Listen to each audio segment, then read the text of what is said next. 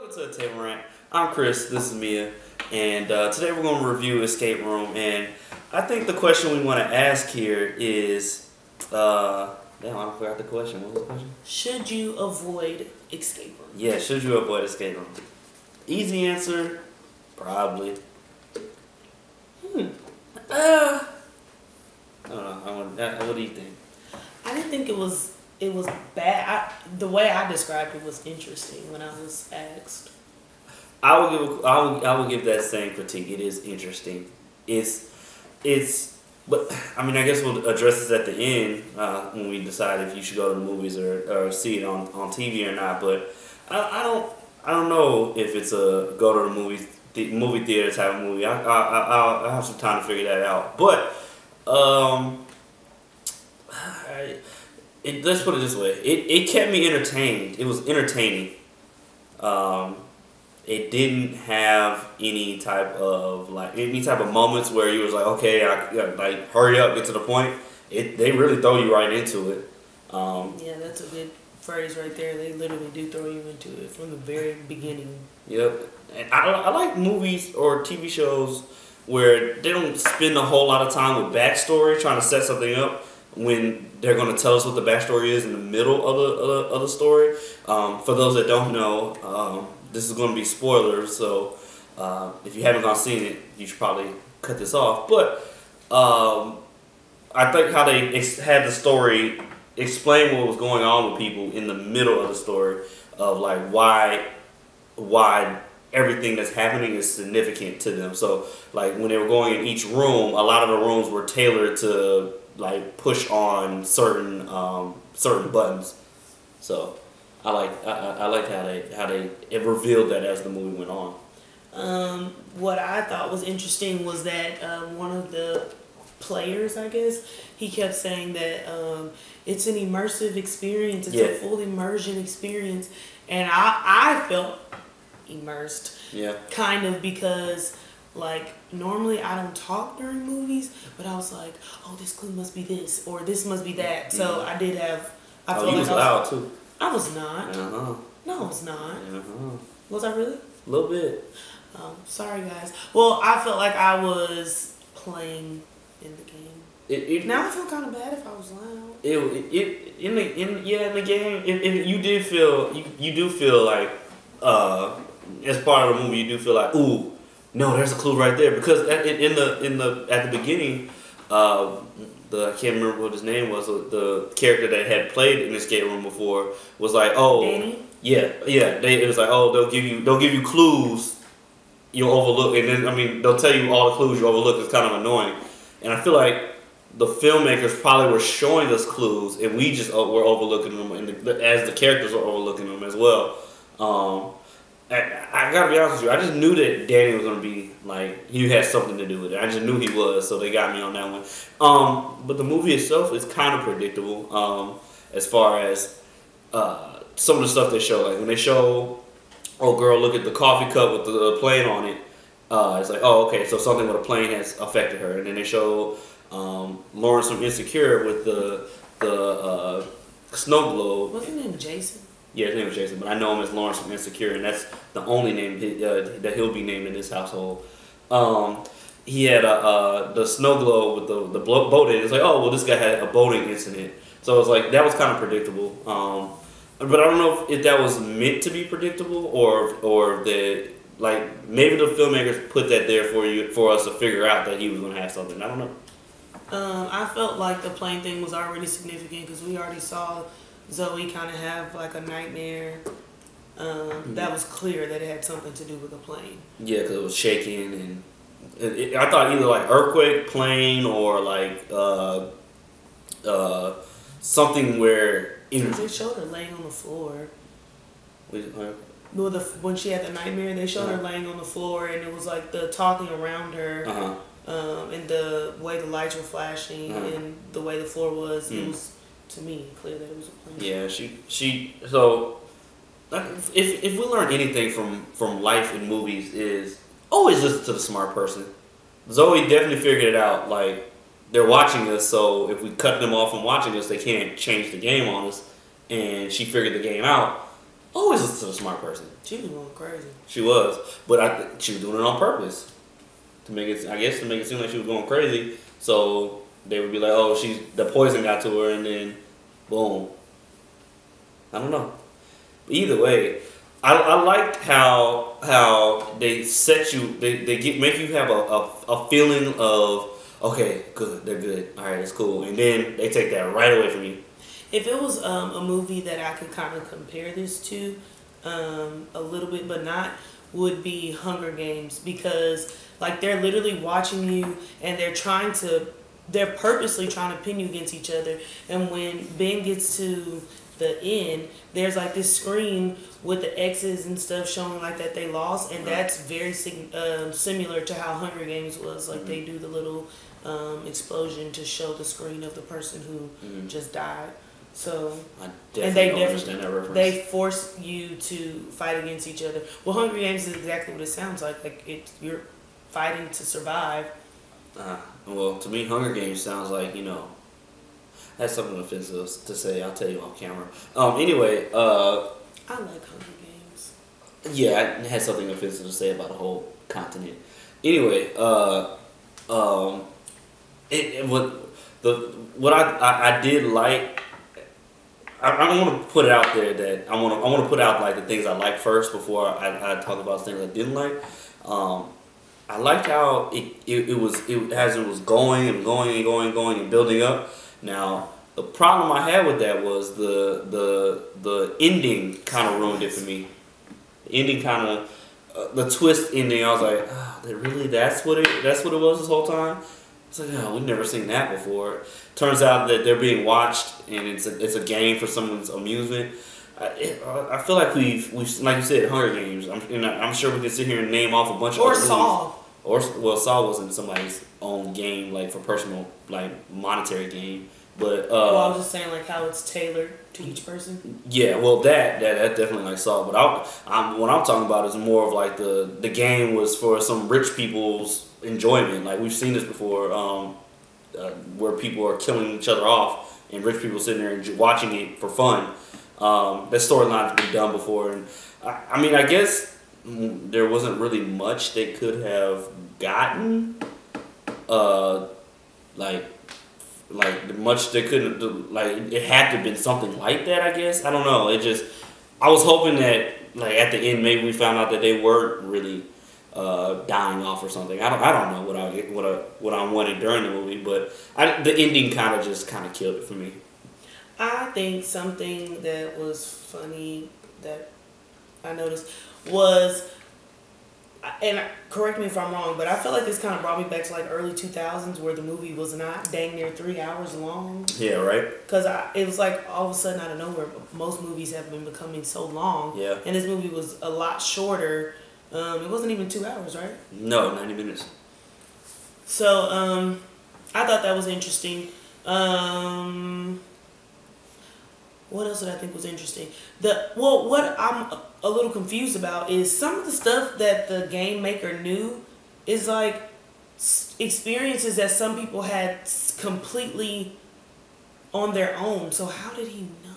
Yeah, how did he know that Lawrence killed off his best friend? Like, how would you have known that? Yeah, because they were in the middle of the ocean by themselves. Or like, how did he know they were singing Rudolph the Red-Nosed Reindeer? Maybe he might have told somebody that we were singing that song. Or in as far as Lawrence goes, maybe he didn't know that he killed off his friend, but he just knew that he was a lone survivor. But the Rudolph thing is kind of like, how do you know? How did he know that? Maybe he might have told somebody at the hospital or something when he got. I don't know. Well, ultimately, with the movie, like the consistency is that everybody is a lone survivor. Everybody has been through some traumatic experience where they ended up being the only one to survive, and the people that they lost were someone that was very close to them. It wasn't like they were by themselves on a plane with a whole bunch of strangers. They lost someone that was either a close friend or a family member, and that was roommate, brother, mom, platoon. That was the one thing that kept them, that made them all unique to each other, and I think Danny's whole family. Yeah, I think so. His whole family died of carbon monoxide. I think it said. Yeah. Immediate family. So that was the thing that they all had significant to each other. I thought that part was interesting. It didn't take much to figure it out. The only true complaint I think I have about this movie is that it was fairly predictable. Yeah. I think I would have liked to have gotten to the end and been like, what? Yeah, that's what I really wanted. The ending was just like, it was kind of a letdown. The ending was like I would have given this movie an A plus or at least an A until the end. I was like, oh, now the grade just really dropped. I mean, you're a teacher, so I mean, I'm sure you've read someone's paper. It was like, oh, it's good paper, good paper, good paper, and then the last couple paragraphs is like, oh, what did you do? You had so much going and then you lost it. You know what I'm saying? Like, I'm sure you can understand that how that could go. Yeah. It's like, oh, you were doing so well, and then no, I felt like that's what the movie did. Like, it really made it. The suspense was there, and it wasn't like they weren't relying on like jump scares, like how most thrillers or scary movies or horror movies will do. Those rely well, it on was stuff truly like that. a thriller. It wasn't a scary movie. It wasn't, but thrillers will try and make you feel scared or they'll try and up the stakes by making you feel like, we'll add in extra music and make it more dramatic than what it should be. And I like that they didn't rely on that type of stuff. So I did appreciate the acting, considering I really didn't know these actors. Except for Lawrence. And so the fact that I wasn't like, oh, we know the other girl. You know where we know her from? Who, Amber? Amanda? Amanda? I'm horrible with names. So the one that was a military one? Amanda? Yeah, we know her from Daredevil. She's the assistant? Yeah. Yeah. She's kind of jacked, actually. Yeah, she wasn't bad. I definitely did appreciate that. The acting was pretty good. I believed it. Well, since we were kind of hitting on grades, let me call our correspondent on the street, who has the Rotten Tomato score. I'm gonna just put my Rotten Tomatoes, what I think the Rotten Tomato score is. I think I don't want to give it a low grade. I'll say in the 50s. 50. We'll go 50. Solid 50. What do you think? 67. 67. Okay. Hello? Hey, Tori, we're on air. And we're on air.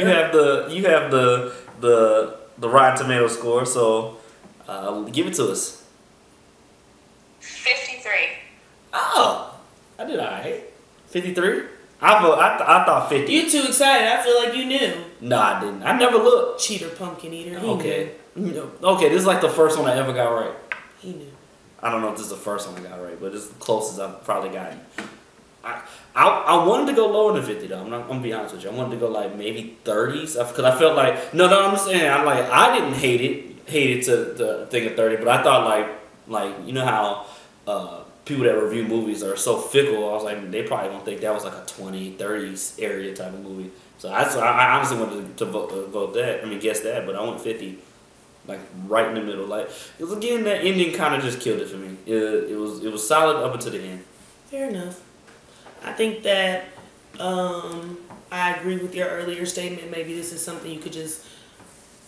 I guess I'm kind of segueing into the next. Oh yeah, go ahead. I think this is something you could just watch at home. I don't think that you need to pay. I mean, we got $5 off our ticket. Oh yeah, shout out to Adam. Shout out to the Adam. Give us a sponsorship, Adam.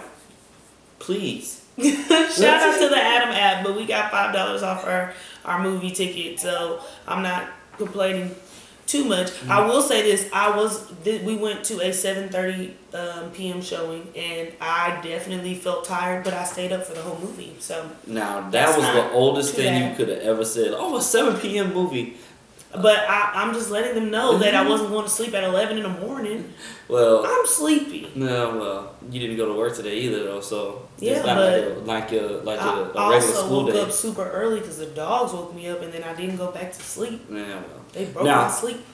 Now here's the question, though. You said you should wait to be at home. Now we have 3 levels to that. It's go to the movies, wait for it to come out on DVD, wait for it to come out on TV. So do you think it's more of a DVD Redbox type movie? I thought it was. Go to the movies, see it on DVD, or don't see it at all. Oh, yeah, good point. Wait for it to come out on TV. That's new for me. Yeah, okay, well, in that same bubble, do you think you should wait for it to come out on Redbox or wait for it to come all the way on TV? Well, I mean, you can get it at Redbox. T-Mobile Tuesday be giving dollar rentals. That's true. That is true. Shout out to T-Mobile. Give us a sponsorship. Oh my God. Please. I don't know about wait for it to come on TV. I don't know if you want to go that far, but is it worth going to the movie theater? I mean, maybe for matinee price, but it's good. Unfortunately, it is skippable. It is something that if you miss out on it, I don't think you're really missing much. Maybe we'll find out next week that Escape Room did pretty good this week, and everybody went to go see it. So then it becomes a like a cultural thing. Like we got to go see it. Like I'm not going to no escape rooms after seeing it. Oh no, I'm not. Matter of fact, after the movie, I googled to see if there was any like post-credit scene or anything like that, and the first thing that popped up on the news was 5 injured or 5 dead in an escape room fire. Yeah, I'm like, nope, pass. But I did enjoy my icy and my hot diggity that I had in there. Okay, and I'm enjoying the cup that you used for that. What are you drinking? Oh, that's a cherry icy. Well, I have icy. Well, and a hot diggity with chili and cheese. I don't know if we have anything else to say about it. No, it wasn't really much to say, but thanks for watching. Yeah, but I mean, this movie didn't get me angry like most of the other movies we see. Most, my gosh. Well, I won't say most, but like when a movie's like in the middle, I mean, it either goes, I don't have anything to say about it, or I'm gonna go on a rant, and I don't have a rant. This one's pretty just. Wait for it to come out on Redbox DVD, and then you can watch it. We gotta update our slang, because I say DVD, but I know nobody uses DVDs. What is it, Blu-rays? Yeah, Blu-rays. Okay, so wait for it to come out on Blu-ray, Redbox and Blu-ray? Streaming. It's streaming. Oh, okay. Then stream it. Then stream it. Oh, Lord. Streaming. Yeah. I don't care. Just watch it at home. I don't care how you watch it at home. Watch that at home and watch us at home. Well, here's a quick rant. She's saying it's streaming like she's a 12-year-old and we're 86. Right? Here's a quick rant. I'm 27. Because we got about like a minute left. But here's a rant on how old people always like to be like, oh, wait for it. Be like, oh, you youngsters don't know how to, like, when a business goes away, and they're like, oh, you youngsters ruined this, that, and the third. All streaming companies are doing is the same thing that Blockbuster was doing. They just did it on the next piece of technology. We can still rent movies on streaming. Blockbuster had the opportunity to do what Netflix did. They didn't do it. And now we can get movies from Netflix, or if we want to see something new, we can stream it on a video on demand site. Blockbuster should have been doing that, but they chose not to. And that's all I have to say. That's why Toys R Us is not around no more. So. That's our review of Escape Room. Should you avoid Escape Room? Probably not. You probably should skip it in the movie theater. Wait for it to come out. But that's our time. I'm Chris. This is Mia. Tori's on the phone, and I think we're about out of here. Bye.